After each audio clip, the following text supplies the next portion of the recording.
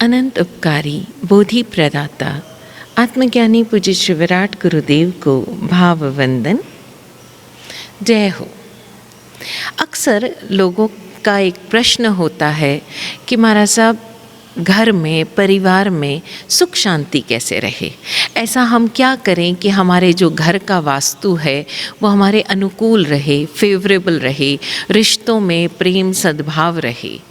अब चाहते तो सब हैं कि सुख शांति, और जब हम उनसे इसका उपाय बताते हुए कहते हैं कि भाई आप लोग घर में अपने जो वास्तु है उस वास्तु की शुद्धि के लिए, ये वास्तु दोष दूर करने के लिए, परिवार में सुख समृद्धि के लिए अब षटकाय की प्रार्थना करो, षटकायों को आभार दो, तो वो कहते हैं हाँ वो तो हम करते हैं। हम रोज़ाना सुबह उठकर सबको धन्यवाद देते हैं, पृथ्वी, पानी, अग्नि, वायु, वनस्पति और त्रस्काय के जीवों को, सबको धन्यवाद देते हैं और बहुत आभार भी मानते हैं कि हाँ सबका सहयोग मिल रहा है, ऐसा कुछ।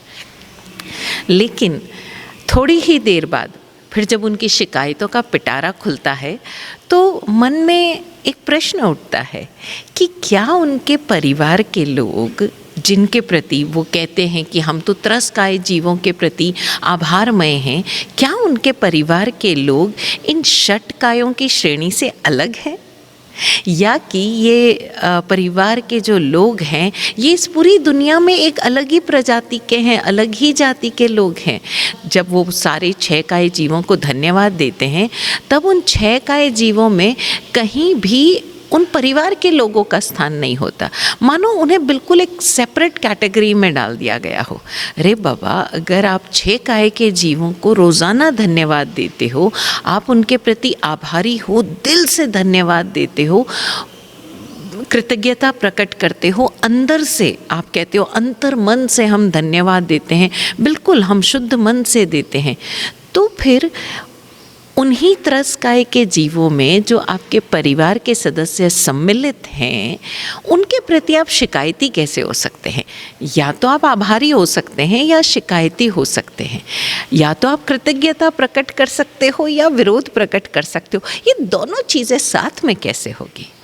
और तब जब ये सवाल हम उन लोगों से करते हैं तो वो कुछ पल के लिए अचकचा जाते हैं, उन्हें समझ ही नहीं आता कि वो जवाब कैसे दें। चलिए, आज हम इन षटकाय जीवों से, इनमें से कुछ काय से हम सीखें कि परिवार में कैसे जीना। जैसे आप पृथ्वी को रोज़ सुबह धन्यवाद देते हो। क्यों धन्यवाद देते हो? क्योंकि वो सहनशील है, वो सब कुछ स्वीकार कर लेती है। आप उसको खोदते हो, आप उसको फोड़ते हो, आप उसको ठोकते हो, कुछ भी करते हो, लेकिन वो बदले में आपको उपहार ही देती है। जैसे जब एक किसान एक खेत में हल चलाता है तो उस हल की मार बड़ी कठोर होती है, बड़ा दर्द भी देती होगी, लेकिन फिर भी पृथ्वी सहन करती है और बदले में उसे अनाज उपजा कर देती है। जब इन खदानों में डायनामाइट से ही सही वो पृथ्वी काय को हम फोड़ते हैं, है ना, जब फोड़ते हैं तो उसमें से रत्न निकलते हैं, ऐसा मटेरियल निकलता है जो कि इंसान के काम आता है। तो क्या हम पृथ्वी काय से ये गुण सीख सकते हैं? बिल्कुल सीख सकते हैं। सहन करना। अब अगेन हम यहाँ समझे, सहन करने का अर्थ बर्दाश्त करना नहीं, सहन करने का अर्थ है सब कुछ स्वीकार करना, एक्सेप्ट करना, एक्सेप्ट एवरीथिंग एज इज़, जो जैसा है। भाई कुछ परिवार के सदस्य हैं, बहुत मैनेज्ड है, बहुत प्लान्ड है, बड़े प्यार से हर कार्य करते हैं, प्लानिंग करके करते हैं, हम उनको तो बड़े आराम से स्वीकार कर लेते हैं। हर चीज़ जगह पर उठा कर रखते हैं, हम बड़े आराम से उनको स्वीकार कर लेते हैं, कारण कि हमारी मदद हो रही है। लेकिन कुछ लोग ऐसे हैं जिनकी आदत है कि वो थोड़ा बहुत पसारा कर देते हैं, है ना, वो प्लानिंग करके काम नहीं करते, स्पॉन्टेनियस डिसीजन लेते हैं। 21 तारीख को कहीं बाहर जाना है, वो 20 तारीख को बताएंगे और 20 तारीख को ही टिकट करवाएंगे, आपको भी नहीं बताएंगे क्योंकि उनके दिमाग में 100 चीज़ें चल रही है। अब हम क्या होते हैं? इरिटेट होते हैं, और इस हद तक इरिटेट हो जाते हैं कि हम रोज़ाना उनकी इस बात को उन्हें इंगित करते हैं, पॉइंट आउट करते हैं। तो हमें थोड़ा सा ये समझना होगा कि क्या हम पृथ्वी की तरह सब कुछ स्वीकार कर सकते हैं और स्वीकार करके बदले में उन्हें उपहार दे सकते हैं, उन्हें उनके अनुकूल कुछ न कुछ दे सकते हैं पृथ्वी की तरह। तो रोज़ाना जब भी पृथ्वी को धन्यवाद करें हम, तो खुद पर एक नज़र डालें, मैं कहाँ कहाँ चूक रहा हूँ, मैं कहाँ कहाँ स्वीकार भाव से चूक रहा हूँ, मैं किन किन को अस्वीकार कर रहा हूँ और क्यों कर रहा हूँ। भाई जिस तरह हमें उनकी कुछ आदतें स्वीकार नहीं हैं, उसी तरह उन्हें भी तो हमारी कुछ आदतें स्वीकार्य नहीं होगी, उन्हें भी तो हमारा ये अति प्लानिंग करना स्वीकार नहीं होगा। हमें जैसे घर में रहना अच्छा लगता है, उन्हें बाहर घूमना अच्छा लगता है। हम जैसे हर काम में एडजस्ट करना चाहते हैं, वो नहीं करना चाहते, ये उनका सहज स्वभाव है। तो क्या हम रोज़ाना सुबह पृथ्वी काय को धन्यवाद देते हुए पृथ्वी का ये गुण अपने भीतर नहीं डाल सकते, अपने भीतर उजागर करने का प्रयास नहीं कर सकते? और उसका तरीका ये है कि एक हफ्ते तक खुद को चेक करें कि मैं अपने ये जो क्लोज़ लोग हैं, अच्छा दूसरे रिश्तेदारों से हमें तकलीफ़ नहीं होती, जो दूर के रिश्तेदार हैं, हमारी तकलीफ़ होती है हमारे जो बिल्कुल साथ रहने वाले, 24 घंटे साथ रहने वाले जो लोग हैं, उनके व्यवहार से हमको दिक्कत होती है। तो क्या हम उनके व्यवहार को, उनके वर्किंग स्टाइल को, उनके नेचर को, जैसा उनका स्वभाव है रिएक्ट करने का, रिस्पॉन्ड करने का, क्या हम उसे एज इट इज़ स्वीकार नहीं कर सकते? सिर्फ स्वीकार करना है। और आप देखिए, जिस दिन आपने उसे स्वीकार कर लिया, मन में उनके प्रति बदलने का भाव ही खत्म हो गया, मन में ये भाव ही खत्म हो गया, ये ऐसे क्यों हैं, ये ऐसा क्यों करते हैं, इनको समझता क्यों नहीं है, ये ऐसा व्यवहार क्यों करते हैं, उस दिन देखिएगा, ये जिस दिन ये सारे प्रश्न खत्म हो गए, स्वीकार, ये ऐसे ही हैं, ये व्यक्ति ऐसा ही है, ये बहू ऐसी ही है, ये मेरी बेटी ऐसी ही है, ये मेरे पति ऐसे ही हैं, जैसे हैं, जो है स्वीकार, बिना कोई हील हुज्जत के, बिना किसी शिकायत के, बिना किसी विरोध के, बिना किसी सुधारने के भाव के। जैसे ही ये गुण आपके अंदर खिलेगा, आपको आनंद आ जाएगा, सब चीज़ें आपके अंदर का आधा टेंशन, आधा प्रेशर, इरिटेशन, झुंझलाहट सब खत्म हो जाएगी। और जब वो खत्म हो जाएगी तो आप मस्त हो जाओगे। तो ध्यान दें, हमें अपने जो क्लोज सदस्य है, परिवार के सदस्य हैं, उनको एज इज स्वीकार करना है। दूसरा अपकाय यानी पानी का गुण। पानी क्या है? उदार है, मिलनसार है। लेकिन हम क्या है? हम भी कहते हैं अरे हम तो बहुत मिलनसार हैं, हम तो सबसे बड़े प्यार से मिलते हैं, लेकिन हम पूरी तरह से घुलते मिलते नहीं हैं, है ना? या दूसरों को अपने अंदर घुलने मिलने नहीं देते, हम बाउंड्रीज़ बना के रखते हैं। अरे बाबा, कुछ लोग हैं जिनका नेचर हमको पसंद नहीं है, तो हम क्या करेंगे? बाउंड्रीज़ बना देंगे। उसको देखते ही हम उन्हें पहले से ही जैसे डिस्कार्ड करना शुरू कर देंगे, अपने से दूर कर देंगे, हम उदार होते ही नहीं। और आप देखिएगा कि जैसे ही आप सबको स्वीकार करने लगे ना, जो जैसा है वैसा स्वीकार करने लगे, अपने आप भीतर से आप उदार हो जाएंगे, संकुचितता हट जाएगी। और पानी का ये गुण कि हम संकुचित हो जाते हैं, हम किसी को घुलने मिलने ही नहीं देते, ना हम घुलते मिलते हैं, ना उनको अपने भीतर घुलने मिलने देते हैं। जैसे ही हमारे भीतर ये जो हम अपने आप में सिमट जाते हैं ना, ये सिमटना हम छोड़ देंगे, हम उदार हो जाएंगे पानी की तरह। जो आए, जैसा आए, हम उसमें घुल मिल गए, वो हम में घुल मिल गया। ये मैं और तू, इसका भेद मिट जाएगा। ये मेरा है, ये मेरी चीज़ है, अरे मेरी चीज़ को ऐसे मत रखो, अरे ये ऐसे मत रखो, ये मेरे लिए आया था, मेरे को बुरा लगता है, ये टूट कैसे गया, मुझे बहुत बुरा लग रहा है। अरे बाबा, तुम्हारे हाथ से भी टूट सकता था, उसके हाथ से भी टूट सकता था, और एक चीज़ ही तो टूटी है, नई आ जाएगी, नया ब्रांड आ जाएगा, नई वस्तु आ जाएगी। इतनी भी कमी नहीं है तुम्हारे परिवार में, लेकिन उस एक बेजान कप या बेजान चीज़ या बेजान बर्तनों के लिए तुम एक अच्छे भले आदमी को, एक प्यारे से रिश्ते को तुम तोड़ देते हो, उसे रोज़ाना छील देते हो, उसका रोज़ाना अपमान करते हो, अपने मन में उसके प्रति रोज़ाना कड़वाहट लाते हो, और तुम्हें ध्यान भी नहीं आता कि जो कड़वाहट तुम उनके लिए अपने मन में पैदा कर रहे हो, धीरे धीरे वो कड़वाहट तुम्हारे ही व्यवहार का हिस्सा बन रही है। तो आज से जिसके प्रति भी तुम्हारे मन में कड़वाहट हो, अपने आप को याद दिलाना, अरे बाबा, मैं अपना भीतर का जो पानी है उसको गंदला नहीं कर सकता, मैं तो साफ ही रहूँगा। मेरे इस पानी में या तो मीठा घुलेगा और या रंग घुलेगा, और ये मीठे और रंग से मैं ऐसा हो जाऊं कि जो भी आए मुझ में उनकी प्यास बुझे, उनको शांति मिले, उनको संतुष्टि मिले। लेकिन वो कब मिलेगी? जब हम उदार होंगे, जब हम मिलनसार होंगे। और इस तरह मिलनसार होंगे कि जब जहाँ जिस जगह गए वैसे हो गए हम। जैसे कई परिवारों में देखिए कि लोग बड़े चुप रहते हैं, ज़रा कम बोलते हैं, लेकिन अब आप वहाँ जाकर बहुत बोलोगे, बहुत ज़ोर ज़ोर से बोलोगे, चिल्ला कर बोलोगे, तो उस परिवार की शांति भंग होगी। तो अब वहाँ पर शिकायत मत कीजिए, कैसे लोग हैं, बिल्कुल मुंह सुझा कर रहते हैं, बिल्कुल बात ही नहीं करते, ऐसा लगता है अजनबियों के बीच रह रही हूँ। अरे नहीं, ये उनका स्वभाव है, वो थोड़ा कम बोलते हैं, वो थोड़ा धीमा बोलते हैं, तो आप भी ऐसे हो जाओ।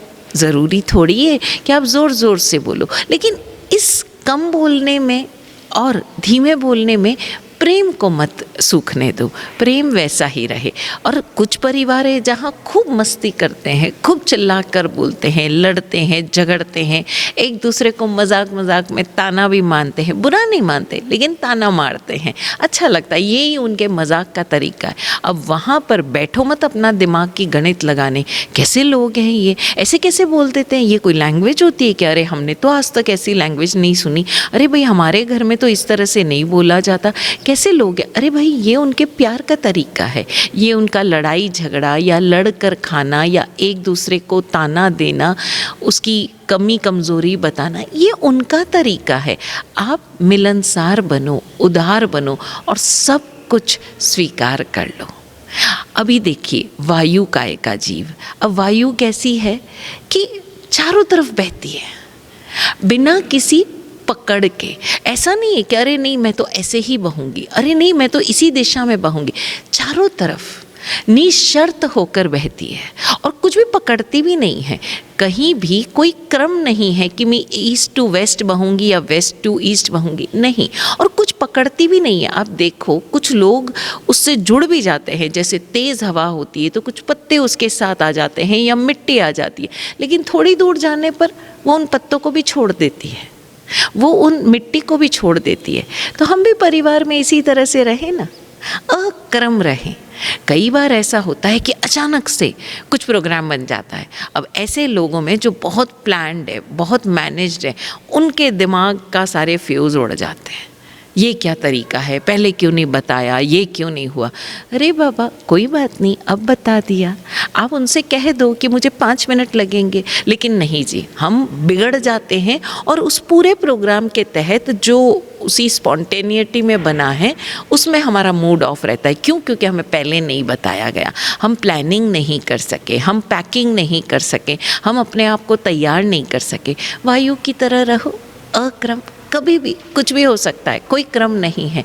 तैयार रहो हर परिस्थिति के लिए, हर स्थिति के लिए, हर उत्सव के लिए। क्षण में उत्सव की प्लानिंग हो जाए। और साथ ही बंद के मत रहो, पकड़ के मत रहो, नहीं मुझे तो ऐसा ऐसा चाहिए तो ही मेरा खाना पूरा होता है। अगर मेरे खाने में सैलड नहीं हो तो मेरा खाना पूरा नहीं होता। अगर मेरे खाने में चावल नहीं हो तो मेरा खाना प्रॉपर नहीं होता। मेरे को ऐसे ऐसे ऐसे ऐसे पूरा खाना हो तो ही मेरा खाना बराबर होता है। अचानक से मैंने ये खाना बनाया और तुमने बोल दिया बाहर चलो, सॉरी ये तो मैं नहीं कर सकती, ये ऐसे संभव नहीं होता, पहले बताना चाहिए, तो मैं सुबह ऐसा कर लेती, तो मैं शाम को। अरे बाबा, वायु की तरह अक्रम जियो। अभी यहाँ बैठे हो, पता चल गया कि आपको दूसरे शहर जाना है, कोई पार्टी हो गई, कोई मौत हो गई, किसी के बच्चा हो गया, कोई एक्सीडेंट हो गया, कोई कारण हो सकता है, तब अपने आप को रेडी रखो, अक्रम रहो और अक्रम रहकर अपने संगीत को मत जाने दो। अक्रम रहते हुए भी हम अपने वाद्य के साथ, अपने संगीत के साथ जिएं, यानी अपने भीतर कोई डिस्टर्बेंस ना होने दे। वायु की तरह न हम किसी भी चीज़ से बंधे, ना व्यक्ति से, न हमारे स्टाइल से, न हमारी सोच से, न हमारे जो कहते हैं ना डेली रूटीन है उससे हमें बंध के जीना है। नहीं, कभी फ्लाइट में ट्रैवल कर लिया, कभी बस में कर लिया, लोकल बस में कर लिया, तो कभी कार में कर लिया।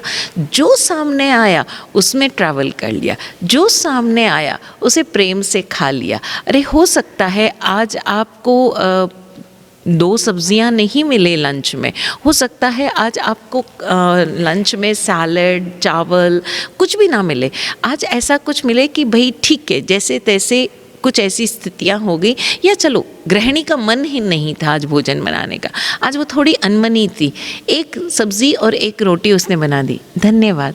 उसे भी प्रेम से खाओ, उसे भी प्रेम से धन्यवाद देते हुए खाओ, प्यार के साथ खाओ। मन में किसी प्रकार का वो मत लाओ। हो सकता है ऐसा सिचुएशन 3-4 दिन चल जाए, तब भी शिकायत मत करो।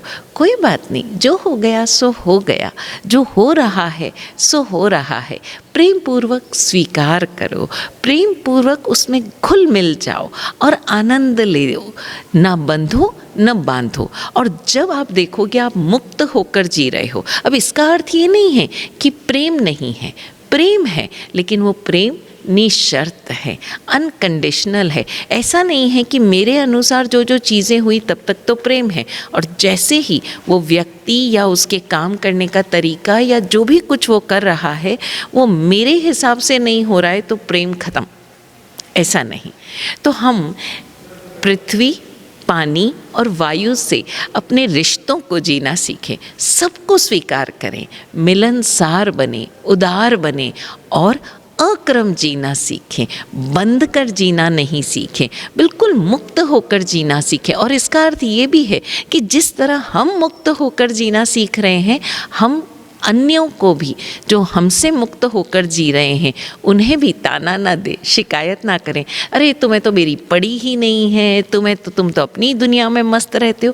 अरे कोई बात नहीं, वो अपनी दुनिया में मस्त रहता है, आप अपनी दुनिया में मस्त रहो, लेकिन प्रेम नहीं सूखने पाए। और जब हम प्रेम पूर्वक ये गुण अपने भीतर जगाते जाएंगे, खिलाते जाएंगे, फिर देखिए आपका परिवार एक गुलशन की तरह हो जाएगा, जहाँ भांति भांति के फूल खिलेंगे, सबकी अलग अलग सुगंध होगी, सबके अलग अलग रंग होंगे, लेकिन वो जो गुलदस्ता होगा ना वो बड़ा प्यारा होगा।